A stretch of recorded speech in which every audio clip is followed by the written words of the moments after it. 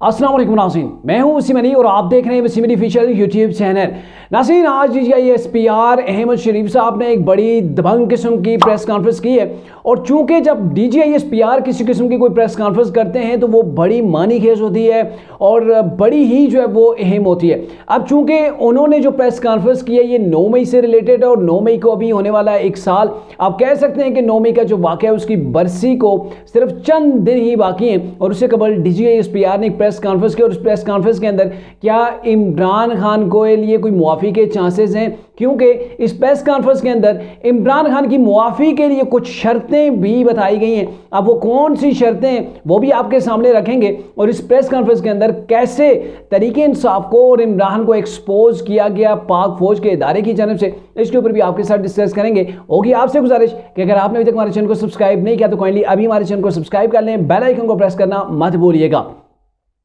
नाज़रीन, पहले तो यह है कि मैं आपको जनरली जो अहम पॉइंट्स है वो मैं पढ़ के आपको सुनाऊंगा कि DGISPR ने क्या कुछ कहा और फिर इसके ऊपर जो मेरा एनालिसिस होगा, जो निचोड़ होगा, आज की उनकी प्रेस कॉन्फ्रेंस का जो निचोड़ होगा वो आपके सामने रखेंगे। तो नाज़रीन, आज की जो प्रेस कॉन्फ्रेंस थी उसके अगर आपको शॉर्टली बताऊं जो अहम तरीन पॉइंट्स हैं सिर्फ चंद ही मिनट के अंदर जो है वो आपको मैं बताता हूं। इन्होंने कहा कि 9 मई जिन्होंने किया और जिन्होंने कराया उन सबको आइन के मुताबिक सजा देना पड़ेगी। इन वाक़यात को सब ने देखा, कैमरों ने भी इसको जो है वो अक्स बंद किया और बेसिकली ज़ाहिर है जो कुछ 9 मई को हुआ था उसके हवाले से उसको फिल्माया भी गया। उसकी वीडियोस जो है वो सोशल मीडिया के ऊपर आज भी गर्दिश कर रही हैं, यानी कि बतौर एविडेंस देखा जा सकता है कि तरीके इंसाफ के लोगों ने कैसे उस वक्त पाक फौज की तनसीबात को, इमलाक को कैसे निशाना पहुंचाया, कैसे कोर कमांडर है उसके अंदर घुसे, कैसे जो है वो GHQ के गेट के ऊपर इन्होंने हल्ला बोल दिया था और इसके पीछे तरीके इंसाफ की कैसे क़यादत थी। ये तमाम चीज़ें ऑन दी रिकॉर्ड मौजूद हैं।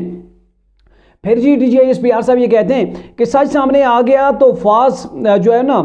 फास फ्लैग जो है वो कहा गया कि ये जो झूठी जो है वो एक मुहिम चलाई गई है, तरीके इंसाफ के खिलाफ प्रोपेगेंडा किया गया, यानी कि एक तरफ से तरीके इंसाफ ने हमला किया गया और दूसरी तरफ से तरीके इंसाफ ने ये सारा कुछ कह दिया कि ये फॉल्स फ्लैग है, ये झूठा है, ये प्रोपेगेंडा है, तरीके इंसाफ को फंसाने के लिए सारी चीज़ें की गई। और आपको पता है इमरान कई बार अपने व्लॉग्स के अंदर भी ये कह चुके हैं कि ये जो है वो बाज़ाब्ता तौर पर तरीके इंसाफ के खिलाफ 9 मई का वाक़या किया गया, ये पाक फौज के खिलाफ नहीं था बल्कि तरीके इंसाफ के खिलाफ था। ये तरीके इंसाफ पहले भी कह चुकी है। फिर इमरान खान ने आपको पता है कि रिसेंटली जुडिशल कमीशन के क़याम का जो है वो मुतालबा किया था और तरीके इंसाफ के दीगर जो लीडर्स हैं उन्होंने भी ये कह दिया था कि 9 मई का जो वाक़या इसके ऊपर जुडिशल कमीशन बनाया जाए। तो इसके ऊपर उन्होंने कहा जी जुडिशल कमीशन को देखना चाहिए कि ये फंडिंग तरीके इंसाफ के पास कहाँ से आई और कहाँ जाती रही। 2014 का धरना किसने दिया, क्यों दिया, कैसे दिया, क्यों बिजली के जो बिल हैं उनको जलाया गया, क्यों PTV के ऊपर जिन लोगों ने हमला किया था उनका भी अहाता करना होगा, जिन्होंने पार्लियामेंट के अंदर हमला किया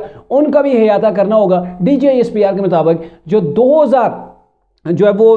9 मई से पहले जब 2016 को जब इस्लामाबाद के ऊपर चढ़ाई की गई थी तरीके इंसाफ की जानब से और फिर उसके बाद दोबारा तरीके इंसाफ की जानब से इस्लामाबाद के ऊपर जब चढ़ाई की जाती रही तो वहाँ पे सरकारी वसाइल के पीछे गवर्नमेंट के क्यों इस्तेमाल किए जाते रहे, कौन लोग इसके पीछे थे, इन तमाम चीज़ों का अहाता होना चाहिए। और DGISPR ने बड़े वाज़ेह अंदाज के अंदर ये भी कह दिया कि तरीके इंसाफ को इतनी जो शय मिली है, तरीके इंसाफ का जो इंतशारी टोला है इसको जो शय मिली है, इसको शय भी इसी चीज़ के ऊपर मिली है कि ये मुसलसल ये लोग तखरीबकारी करते रहे। पाकिस्तान के अंदर ये धरने, जुलूस, जलसे और फिर कभी PTV के ऊपर हमला हो गया, कभी पार्लियामेंट के ऊपर हो गया, कभी धरना हो गया, कभी इस्लामाबाद को ब्लॉक कर दिया। तो ये सारी चीज़ें होती रही हैं जिसकी वजह से इनकी गिरफ्त नहीं की गई और इनको इतनी शय मिल गई कि इन्होंने पाक फौज के इदारे के ऊपर ही जो है वो चढ़ाई कर दी।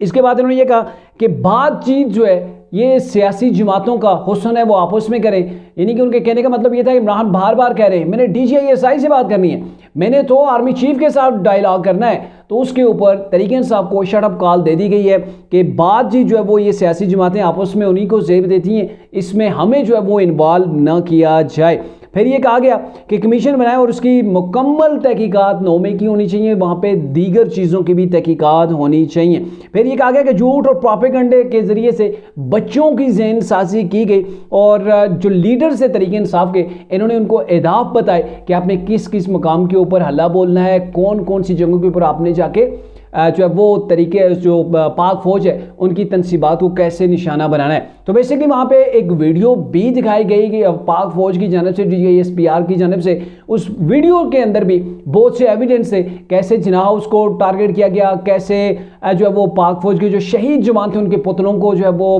तोड़ा गया, उनको फेंका गया, कैसे GHQ के ऊपर हमला किया गया। और साथ में तरीक इंसाफ की जो आला क़यादत थी, जो इंस्ट्रक्शन दी जा रही थी, उनकी इंस्ट्रक्शन की जो ऑडियोज लीक हुई थी वो भी साथ में सुनाई गई। जैसे डॉक्टर यास्मीन राशिद से पूछा जाता है कि आपका अब आगे क्या जो है वो प्लान है, तो वो कहती हैं, सीधा सा जवाब देती हैं कि हमने कोर कमांडर हाउस की जानब जाना है। तो कोर कमांडर हाउस की जानब ये खुद लोग लेके गए और फिर ये कहते हैं कि जो है वो हमारे साथ जो है वो ज्यादती की गई है, ये तो हमारे खिलाफ चाल थी, तरीक इंसाफ कह रहे हैं। और इधर से बड़े वाशगाफ अल्फाज के अंदर आपकी जो है वो क़यादत कह रही होती है। कभी कोई और लाहौर का जो है वो लीडर तरीक इंसाफ का उठता है, वो कॉल के ऊपर कह रहा होता है कि हमने जो है वो GHQ के ऊपर हमने हमला करना है। शहरियार अफरीदी हैं, उनको देख लें, उन्होंने तो बड़ा वाज़ेह कह दिया था, उस वक्त उनकी वीडियो मौजूद है कि सीधा GHQ की जानब जाएं जी। और दूसरे लीडर से वो कहते हैं हमने तो इनकी इंसिडेंट बचा दी, हमने तो GHQ को उसका क्या नाम है, कोर कमांडर हाउस, उसका तो हमने मलिया मेट कर दिया। तो ये सारी चीज़ें आज एक्सपोज की गई। लेकिन इसके साथ साथ तरीक इंसाफ को एक बड़ा एडवांटेज की भी ऑफर की गई, और वो ये की गई कि जो इश्तिहारी टोला है, इश्तिहारी टोले से मुराद यहाँ पे तरीक इंसाफ के इश्तिहारी टोला सदके दिल से पाकिस्तानी कौम से मुआफ़ी मांगे। अगर आपने इनको देनी है सज़ा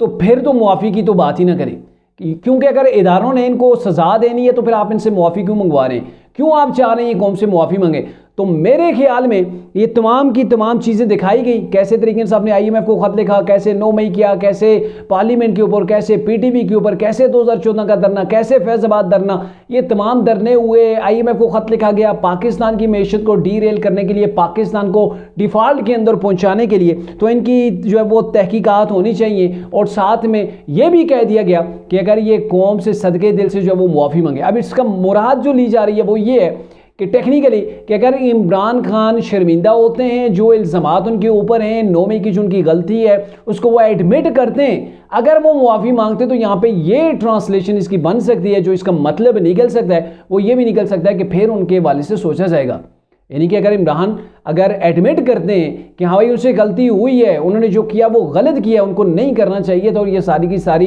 मनसूबाबंदी उन्होंने की, नहीं कि तमाम का तमाम इल्ज़ाम वो अपने सर पे ले लेते हैं, तो फिर मेरे ख्याल में उनके बारे में सोचा जाएगा कि आपको मुआफ़ किया जा सकता है। कौम से मुआफ़ी मंगवाने का तो मेरे ख्याल में एक ही शॉर्टली यही मतलब निकला। दूसरी बात, अगर इमरान खान साहब वो मुआफ़ी नहीं मांगते, वो अभी भी बात दें कि 9 मई हमने नहीं किया, 9 मई जो किसी और की प्लानिंग थी, वो तो एस्टेब्लिशमेंट के ऊपर डाल रहे हैं, वो तो PDM की गवर्नमेंट के ऊपर डाल रहे हैं। और अगर इमरान खान के मुताबिक अगर वो इस चीज़ को नहीं एक्सेप्ट करते, वो कौम से मुआफ़ी नहीं मांगते, तो DGISPR ने जो आज उनको चार्ज शीट किया है, ये तमाम चीज़ें आपने एंटी पाकिस्तान आपका रोल रहा है, कहाँ से आपको फंडिंग आती रही, कहाँ पे इस्तेमाल हुई, कौन कौन मास्टरमाइंड से, कैसे पाकिस्तान की स्टेट के खिलाफ, कैसे पाक फौज के खिलाफ जो है वो आपने लोगों को वर्गलाया, ये तमाम चीज़ें एविडेंस जो है वो रिकॉर्ड के ऊपर मौजूद हैं, वो ऑडियोज़ भी मौजूद हैं, वो आप लोगों की वीडियोज़ भी मौजूद हैं। आपके पार्टी रहनुमा जो तरीके से आपको छोड़ चुके हैं, वो इसका जो है वो वाज़ेह तौर पर इस चीज़ को एडमिट कर रहे हैं, वो अपने बयान दे चुके हैं। जो लोग वर्कर्स पकड़े गए हैं उनके व्हाट्सएप ग्रुप्स के अंदर ये सारी चीज़ें इंस्ट्रक्शन मौजूद हैं। मुख्तलिफ पार्टी के जो रहनुमाएं वो इनको इंस्ट्रक्शन दे रहे थे कि कैसे आपने फौज के ऊपर हमला करना है। तो फिर अगर इमरान मुआफ़ी नहीं मांगते, तो फिर उसके बाद जो चार्ज शीट किया गया, मेरे ख्याल में आइन के मुताबिक तरीके इंसाफ के जो बानी इमरान खान है उनको काफ़ी मुश्किलात का सामना करना पड़ेगा, उनके खिलाफ तहकीकात नेक्स्ट लेवल के ऊपर जाएंगी, और फिर 9 मई के जो मुजरम है उनको लाजमन जो है वो हर सूरत जो है वो सजाएं दी जाएंगी। क्योंकि यहाँ पे बताया गया, कैपिटल हिल का बताया गया, पेरिस का बताया गया, दीगर जगहों का बताया गया